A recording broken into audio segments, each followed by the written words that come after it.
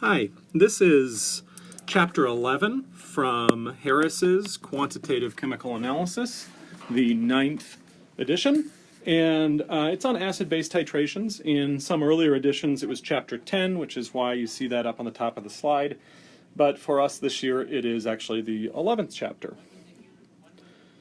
So we're going to be talking about various types of acid-base titrations, and we're going to start here with just the simplest case scenario where we're discussing strong acids with strong bases. And if we consider these types of titrations, of course we know that strong acids and strong bases completely dissociate in water. We know that if I add a strong acid to a strong base, it will form nothing but H plus, OH minus, and salt in water, so we end up with the same thing as salt water when it's fully neutralized. And this really simplifies our situation. So we still have a couple of points along a titration curve. I'll draw that titration curve in just a moment, a rough sketch of one, and discuss it. But for now, let's discuss the three different points. Initially, we have before the equivalence point, where if we have a strong acid that's being titrated with a strong base, we can calculate our concentrations of various species. In this particular case, OH minus concentration, we can calculate using this equation, where we have the amount of added acid and the equivalence volume acid up on the top there, over top of the fraction of hydroxide remaining. This represents the fraction of hydroxide remaining, times the concentration, the initial concentration of hydroxide that was present, times a dilution factor for how much added titrant has been placed in there, and from that we can calculate our pH. We can do similar things for both strong acid being titrated with base and strong base being titrated with acid. They basically follow the same form. Then at the equivalence point, we know that H plus added is equal to OH minus in solution. We know that since they've completely neutralized one another, we're left with nothing but H plus and OH minus at their ambient concentrations, which are 1.0 times 10 to the negative 7. And so we expect for perfectly strong, an ideal strong acid and an ideal strong base, we expect for the equivalence volume to come at a pH of 7, which we'll notice on the titration curve that we draw. Then when we get past the equivalence point, of course, this is where we have extra acid in the case of a base being titrated with an acid. So now we want to calculate the concentration of H plus, and we do this by using this equation at the bottom, which is the concentration of H plus times the dilution factor, because now we've diluted it in the flask below. Alright, so let's draw a quick titration curve. Of course, we start with the axes, volume of titrant added, and pH. And then we can indicate some values on these. Of course, this is for strong acid with strong base, or strong base with strong acid.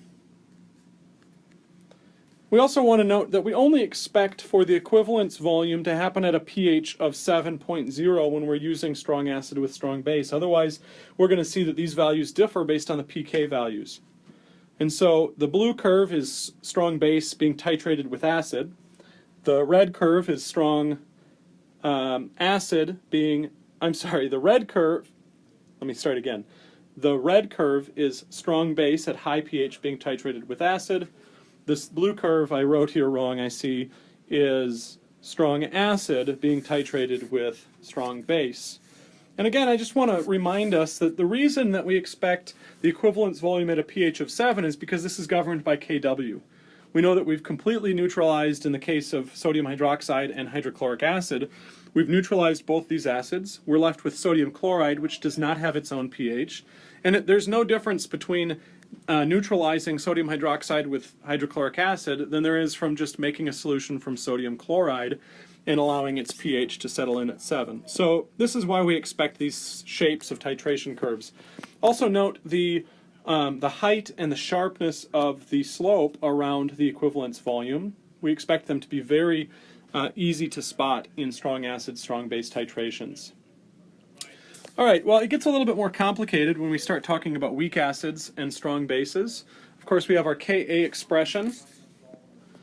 And we start these types of titrations, before the titrant is added, we have a pH that's governed by Ka, and we can solve for this just based on the amount of our weak acid that was added to begin with, in the case of an acid being titrated with a base. Then after that, we start adding the titrant, and what we're making is a buffer. We're adjusting the pH of a weak acid using a strong base, so we're making a salt of the conjugate base, and we can use the Henderson-Hasselbalch equation to solve for pHs through this region. We'll note this region as the buffering region in the titration curve in just a minute.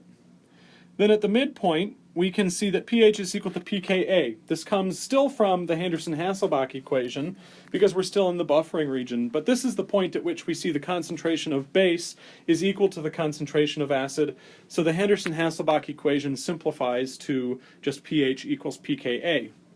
Now at the equivalence point, we know that Kb starts to govern, and we've added exactly enough NaOH to consume all of our weak acid so that it's all A-. So all we're doing is accounting for this with dilution. We're saying it's all A-. We've adjusted the pH to that equivalence point, and the pH is not 7 because it is not a strong acid, strong base. The pH can be anywhere, but is dependent on the pK value of the particular weak acid and independent of the strong base in this case. Finally, after the equivalence point, we determine the pH here by excess hydroxide that's been added from the strong base. So we can have this equation where it's the initial concentration of the strong base of the OH- times the dilution of that, which we get from the addition of the titrant to the flask.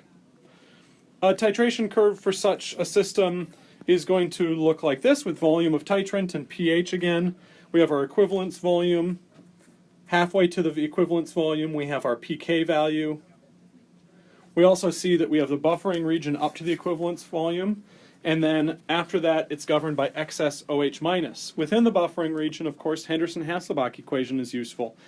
I'd like to just note that as the slope starts to increase around the equivalence volume, though we're still technically within the buffering region, your buffer capacity really has been reached and exceeded. And so I generally like to try to, if I'm considering what the buffering capacity of an acid is, if I'm given the titration curve, I sort of leave it to that horizontal plateau around the pK value to consider what real range of pHs I have available for any buffer system. Now let's move on and examine just the exact opposite case where we have a weak base being titrated with a strong acid. And in this particular case, everything lays out just in the same way as it did for a weak acid with a strong base, but we're starting from a different end of the pH scale. We're starting with a Kb instead of a Ka, and so some of these things are just reversed accordingly. So as we follow along, we have this Ka written, but it's the opposite of Ka, which is not Kb, so we need to make sure we get our Kb written correctly. And initially in this type of titration, of course, before we add any titrant, it's just Kb that governs the concentration of the different species, and so we can set up a rice table to solve for that. After that, it's amount of titrant that's been added. In this case, we're adding strong acid. I have a note here, I guess I need to fix that it's not titrant OH- that's added, it's titrant H+ that's added. But this results again in a mixture of the weak base with the conjugate acid of the weak base. So we have a salt and we have the acid, and so we have the Henderson-Hasselbalch equation ruling through this region. The midpoint again is pH is equal to pKa from the Henderson-Hasselbalch equation.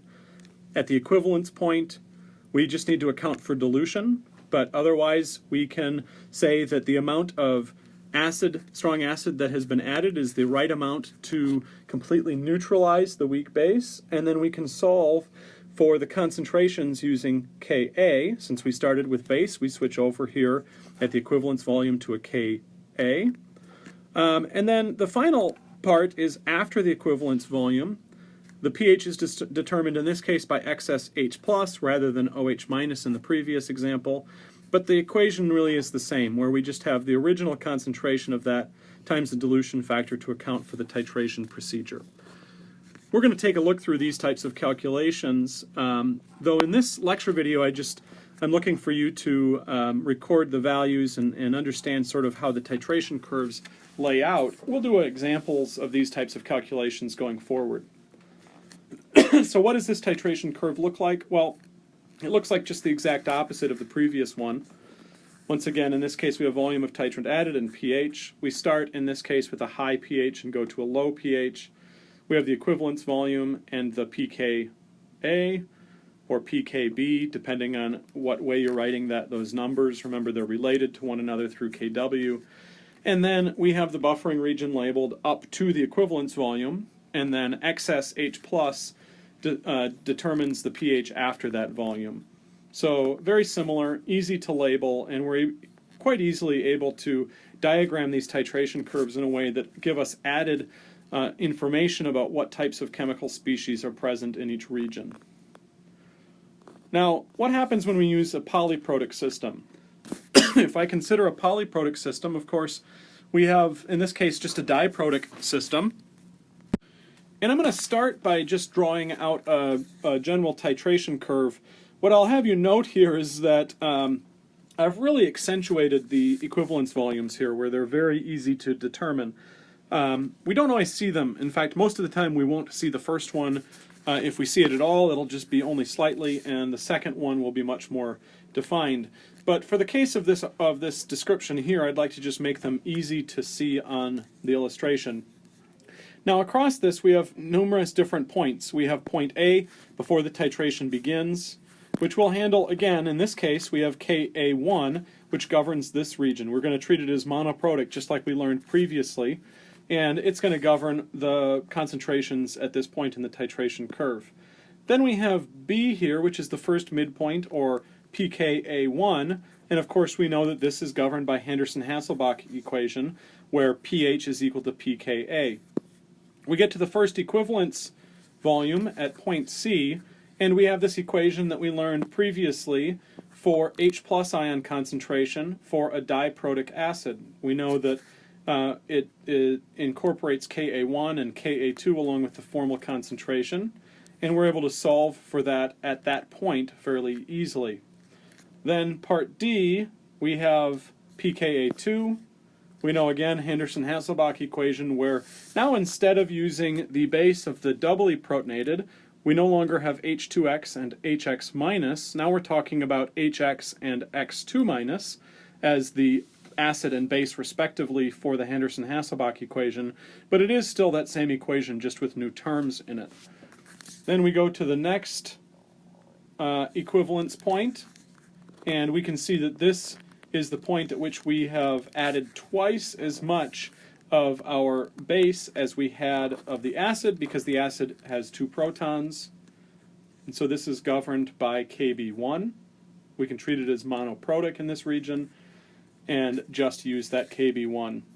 Then finally, again, as with the previous systems, we have excess OH minus, and so at F we can just calculate how much excess OH minus there is beyond the equivalence point and solve for a pH based on that. Starting in this case with POH and then going to pH. In the case of starting with a weak base and titrating with a strong acid, we would be able to directly solve for the excess H plus ion concentration, and this plot would understandably start at high pH and go to low pH.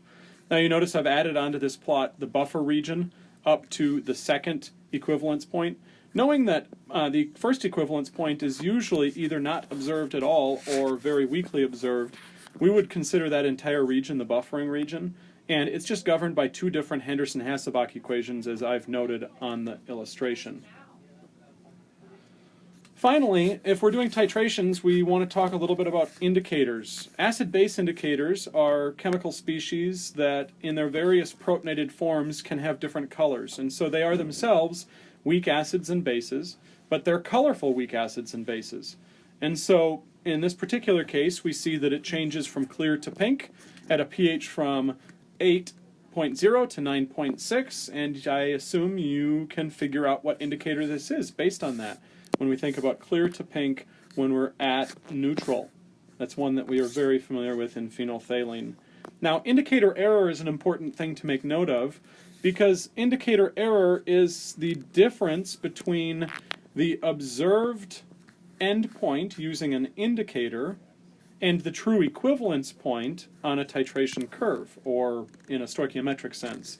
And I'll illustrate on the next slide, I believe, just what is meant by that. But the point is that our indicators don't give us the same volume for the endpoint as do our equivalence points, and so there's going to be a difference between them. Now the question is that important? Is that difference going to be something we need to worry about? And first we need to consider the question, how do we choose an indicator? And as it turns out, we just choose one that has a color transition in the range near the equivalence point of the titration reaction that we're doing. And, we follow that up with this question, is it really that simple? Well, let's examine that for a minute on the next slide. So let's examine here a rough titration curve. We're starting with a weak base, titrating with a strong acid. And you can see that we have an equivalence point on here that's indicated it's at pH 5.54. Then you can also see that we've got a couple of different indicators that have their transition colors and ranges to the right of the titration curve. Notice as we look at this that some color transitions can be easier to decipher than others. So going from blue to yellow, blue mixed with yellow is going to give me green, so we're going to see this go from blue to green to yellow. The other is going to go from purple to yellow. Now, if I was coming from low pHs and going to high, bromocresol purple might be really good. I could see the difference when yellow started to turn dark, and I might be able to really get a good value for this equivalence point and minimize my endpoint error. And the same thing could be said for the bromocresol green, changing from yellow to blue. Now in our titration, we're coming from higher pHs, so we're starting with the darker color. I say this just to point out to you that some color transitions are easier to observe with our eyes than other color transitions.